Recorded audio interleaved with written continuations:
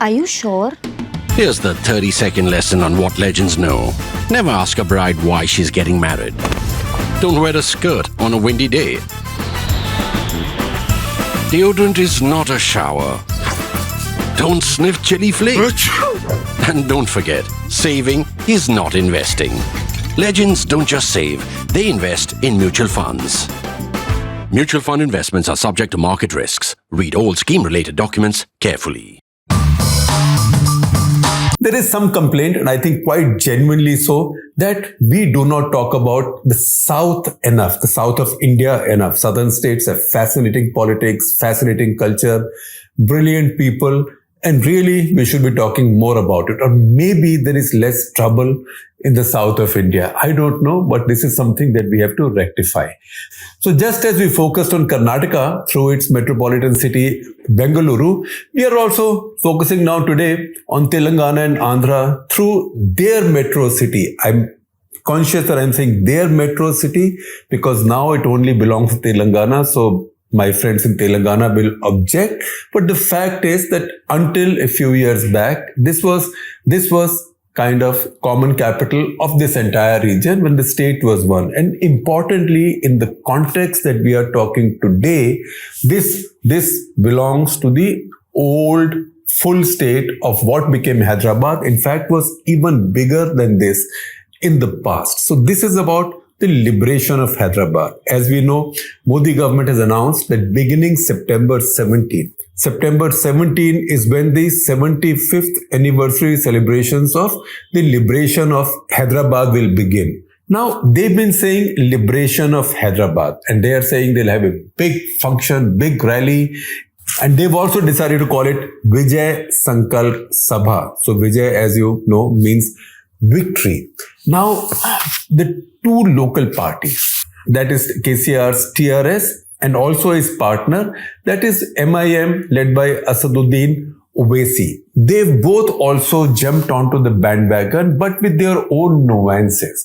So while the central government, the BJP government is saying liberation of Hyderabad, they are saying integration of Hyderabad. So once again, they are backing, in a way they're making, at least pretending to be making or seeming to be making an independent demand for a year-long celebration of the integration. They call it the integration of Hyderabad into India.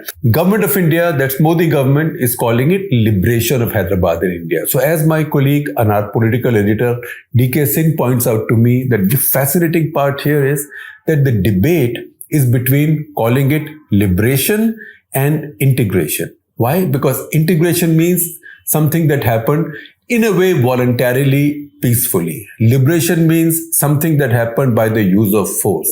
What was the truth? Truth, as we'll discuss soon enough, is a bit of both. But the fact is, there is a reason why the local parties do not want to call it liberation. In fact, a few years back, when the BJP, I think 2017, when they first talked about these celebrations, then KCR and his government had thought that it wasn't a very wise thing to do because it might upset communal harmony. Because what happened in Hyderabad between 1947-48 was a very fraught situation with very strong communal, not just overtones, but very strong communal consequences and bloodshed. Now, what exactly was Hyderabad in 1947-48? I just said to you that in fact, Hyderabad, the city, does not just represent the states of Andhra and Telangana as we have known it, but in fact a much larger geography. So before independence, this state, the state of Hyderabad, which was a princely state at that point governed by or ruled by Mir Usman Ali Asif Jah VII, that is the 7th Nizam. In 1687 AD, Aurangzeb laid a siege around Golconda, and that is when Aurangzeb sort of took over this region and declared it the Dakhan Suba or Deccan Suba because it was next to the Deccan region. It was that time when then rulers of this region, or what became Hyderabad region, they ceded to Aurangzeb. So the first local commander who Aurangzeb put in charge of the state or of the province or of whatever you might call it, of the principality, was Kamruddin Khan. Kamruddin Khan, who later came to be known as Asif Jah won. So Asif Jah won, and 1947-48, it was Asif Jah 7, the last Nizam. Now, the last Nizam, as we know, was among the richest men in the world, probably the richest at that point, because he owned 10% of all the land, 10% of all the land in very large state. And how large was that state? That state which the Nizams had inherited from 17th century onwards. That state included not just the current boundaries of Telangana and Andhra Pradesh, but also large parts of what is today Karnataka, Maharashtra, some bit of Tamil Nadu, some bit of Madhya Pradesh, etc., etc., etc. So this was then a very large state surrounded by today's or touched by today's Madhya Pradesh, Maharashtra, Karnataka, Tamil Nadu, and so on. Again, what was the population mix? The population mix of Hyderabad in 1947 was about 85% plus Hindu and about 15% Muslim. But the ruler was Muslim. The predominant strength of the armed forces, the police, the bureaucracy, the nobles who ran the government or who commanded power for the Nizam were mostly all Muslims. In fact, a lot of them were foreign Muslims. The commander-in-chief of Nizam's army, for example, Major General Syed Ali El-Edruz, was an Arab. And there were many other Arab soldiers and then Pathans from the frontier, which is now a part of Pakistan, Rohilla Pathans, and many people, many Muslims from northern India as well, and including many other officers of foreign origin. So that was the kind of army. He had a sizable army. In fact, he had an army of almost 27,000 people, of which 17,000 were regular soldiers. Another 8,000 to 9,000 were then co-opted as volunteers later, and they were quite well armed. In fact, it wasn't a Faltu army. They had some strength. They had 3 armored regiments. In fact, initially they tried to fight Indian tanks as they came in, Indian Army's tanks as they came in. 3 armored regiments, 1 horse cavalry. What good it was in 1948, you can figure out, but 1 horse cavalry. Because you see, what's the point of being a Nizam, a big feudal ruler, a Badshah, if you don't have horse cavalry to give you your salam as well? So 3 armored regiments, 1 horse cavalry, 11 infantry battalions, and 1 artillery regiment. So that was his strength at that time. Now, 1947, as India was being put together, Hyderabad came up with the idea that they did not want to become part of India. They did not want to become a part of India. They did not want to become a part of Pakistan. They wanted to remain independent. And they found a lot of support among the Tories in British Parliament. Tories in British Parliament who did not like Mountbatten either. So Churchill and his people supported the Nizam's idea that Hyderabad should remain independent. Of course, the cover under which they did so was that any province in India that's been faithful to us, they should be allowed to have their own way, or they should be allowed to go with their own will. If anybody tries to change that by force or violence, the British is morally bound to protect them. That is what Churchill and his people said in British Parliament, and that is what gave strength to the Nizam at that point. And the Nizam said that I am not going with India. The Nizam also got a good advisor, a legal advisor come top diplomat, who was Sir Walter Monckton. Sir Walter Monckton was so well connected. He was a top lawyer at King's Council. He had also advised famously King Edward over his abdication. Now, he was representing the Nizam, and he was going to the Viceroy and others and saying, look, under no circumstances will the Nizam agree to become a part of India. The Nizam wants his sovereignty. Now, can you imagine if this entire region had become a sovereign nation? Once again, India already had lost a large region on its west, a large region on its east. That is West Pakistan and East Pakistan. Was it now going to have a Pakistan in its heart also? That would have made India completely unsustainable. So this was not something that would be acceptable to India Although at that point, Indian armed forces had already got involved in fighting in Kashmir because Pakistan had started it. At that point of time, both India and Pakistan had British generals commanding their armies. Indian troops were already distracted, fully engaged in Kashmir. So India did not have the ability or time or wherewithal or the breathing space now to take on one more rebellion in a large province that was called Hyderabad. And Hyderabad wasn't just a city, it was a province much larger than today's Telangana and Andhra put together. So India decided to wait it out. It was in November that year, therefore, that Hyderabad and India signed what was called a standstill agreement. A standstill agreement meant that until the period of this agreement, which was a year from then, status quo will continue, which means that the powers that the British government had over these states, those powers will now vest with the Indian government, which means foreign affairs, defense, etc., etc. On other issues, the local ruler will continue to have their powers.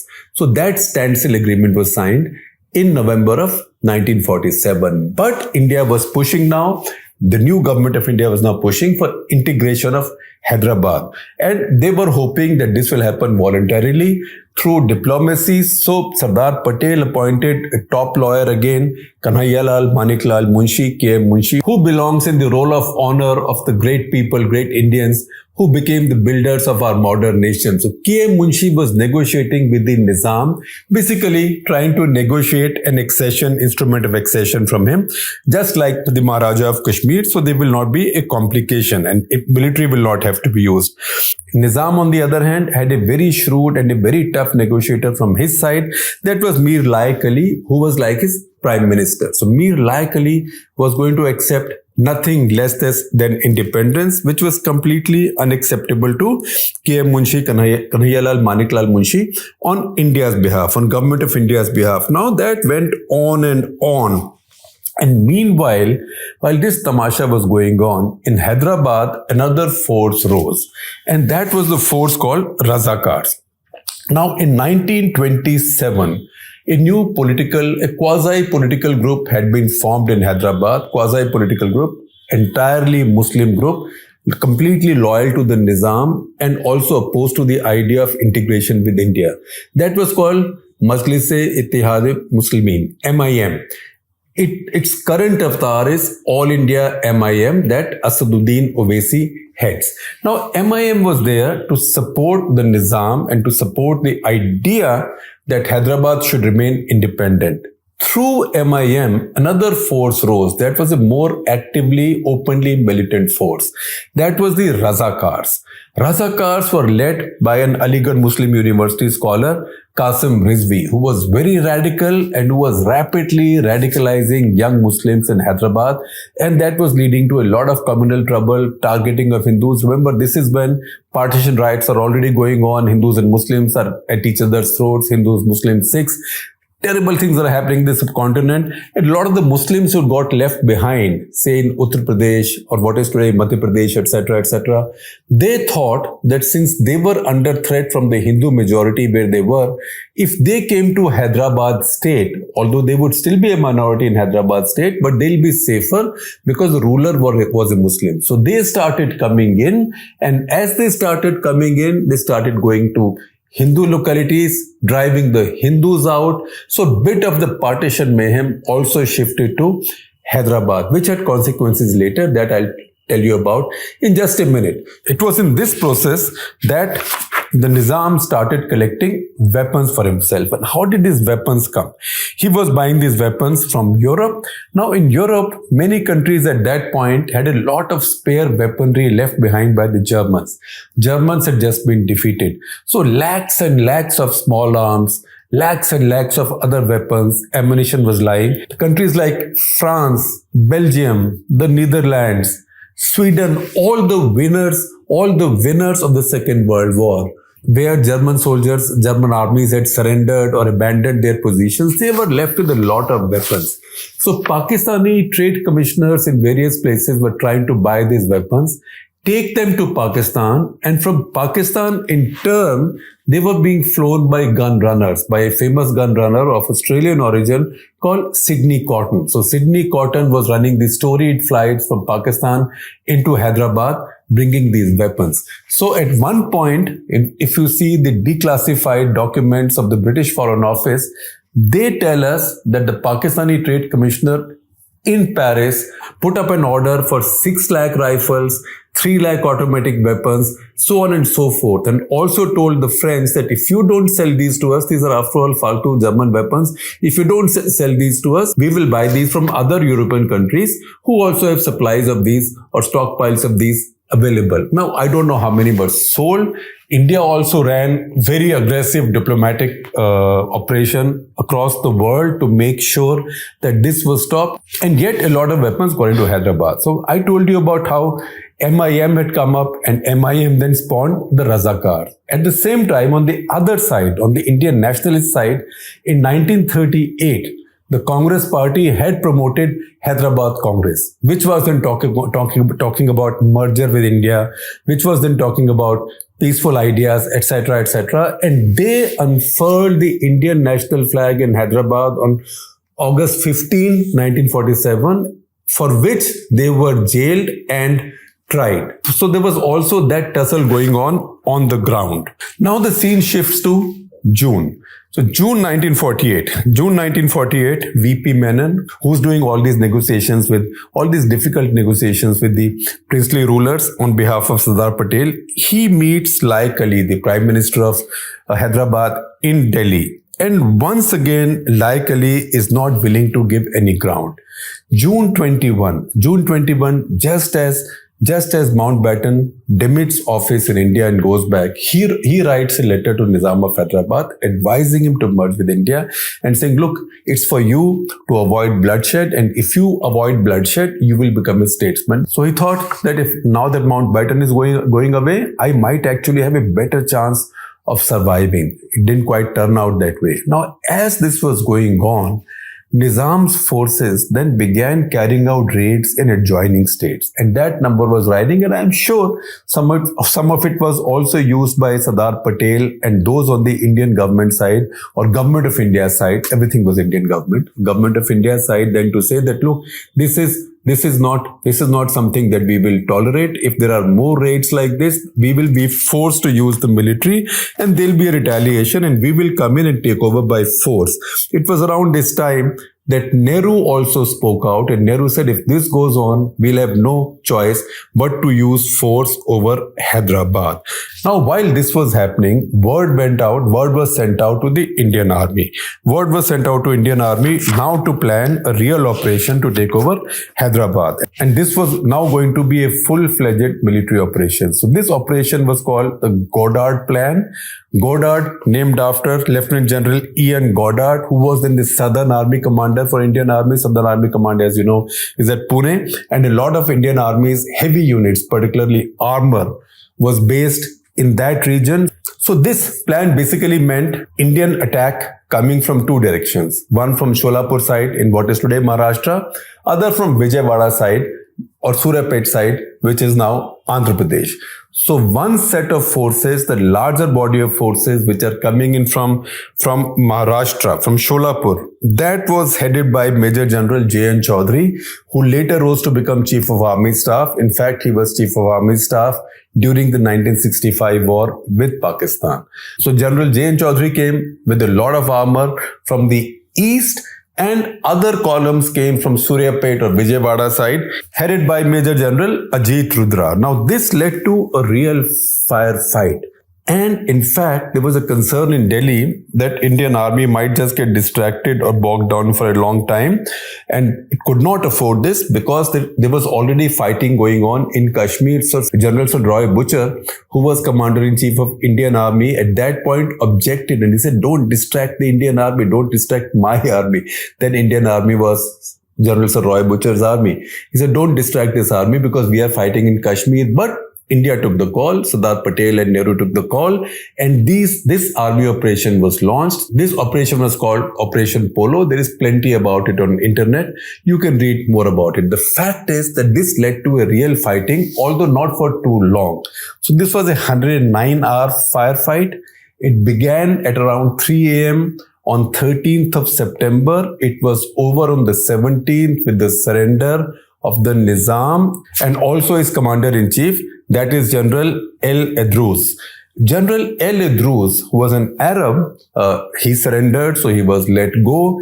He later wrote his memoir, and in his memoir he said that he'd already received more than 20,000 .303 rifles. So remember, in 1948, no self-loading rifles or AK-47s had been invented or M16s. .303 rifles were the thing.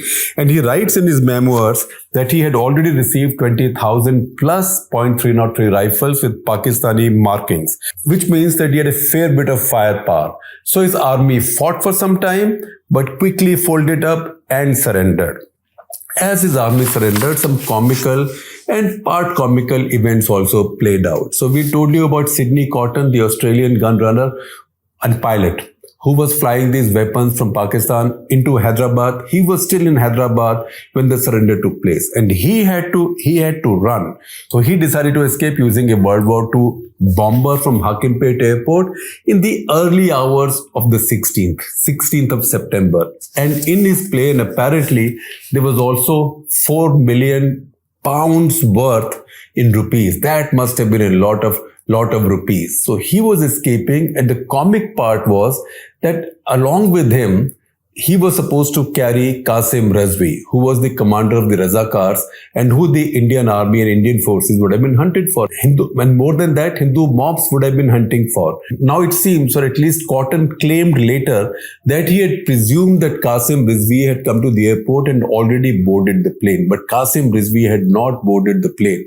So there was this tragicomic scene at Hakimpet Airport of his plane making its takeoff run, and Qasim Rizvi, the big commander of the Razakars, running behind it in desperation. Qasim Rizvi was taken prisoner. He was tried for sedition. Later in 1957, he was allowed to go to Pakistan. In fact, he was let off on the condition that he will go to Pakistan.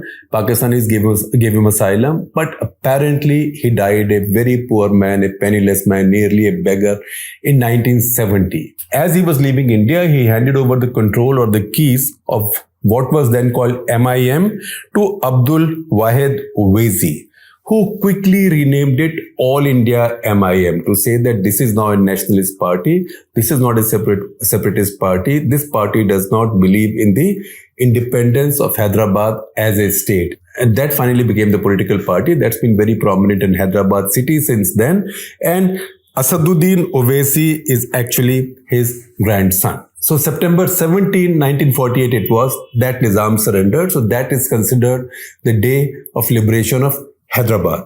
He surrendered, and then K. Munshi advised him to go to the local radio station, which he did for the first time. And he made a speech where he said that he never wanted to wage this war with India. He, in fact, wanted to settle with India, but his government or his system had been taken over by people like Sidney Cotton and Sir Walter Monckton. And also he blamed his prime minister, and he said these were Hitlerite forces. Hitler was in fashion those days. World War II had just ended. So he said that these were Hitlerite forces who had taken over, and now all soldiers should surrender and there should be peace. And that's how peace came. And then the question comes, what could you do with the Nizam? So there was some thought that he could be offered an ambassadorship somewhere. But then, given the way he used to dress, he was the richest man in the world, but probably the biggest conjuice in the world. Such a penny pincher.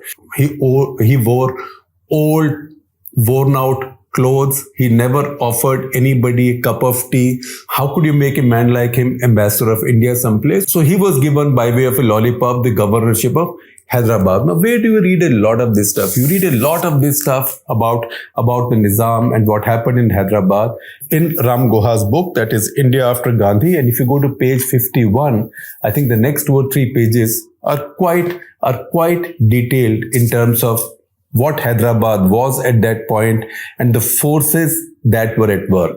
The fact also is that we must also mention that after the liberation of Hyderabad, again rioting took place. Now Muslims were at the receiving end and a lot of Muslims were killed and looted and a lot of excesses were carried out. That is when Pandit Jawaharlal Nehru set up a commission of inquiry called the Pandit Sundarlal Commission of Inquiry, which had a mixed membership from communities. That commission of inquiry gave a fairly scathing report, which also estimated that about 27,000 to 40,000 Muslims had been killed in massacres. Remember, this was the season of Hindu-Muslim massacres. Now, that is a report that caused a little bit of a sensation and controversy at that point, because that also suggested that many troops of Indian Army were also involved in these, either through sense of omission or commission. In some cases, they got involved in excesses.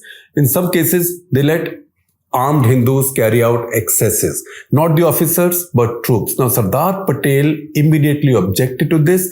He repudiated and rejected this report. He said it was biased. It had taken one view. It had only begun investigating this from a particular point in a very fraught history. Now, the founders of modern India were conscious of this. Sardar Patel was not a fool. Sardar Patel was a very shrewd man. So he used his army, he used his armored division for liberating Hyderabad.